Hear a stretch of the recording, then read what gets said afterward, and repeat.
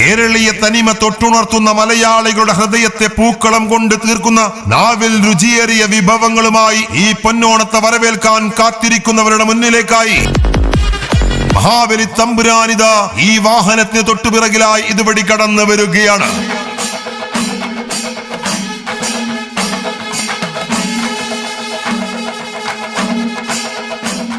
വയലേലകളിലൂടെ തുമ്പയും മുക്കുറ്റിയും പറിച്ച് തുമ്പികളുടെ വാലിൽ കയറും കെട്ടി കല്ലടിപ്പിച്ചും നടന്ന ബാല്യത്തിന്റെ മധുര സ്മരണയിൽ വീണ്ടും ഒരു പൊന്നോണം.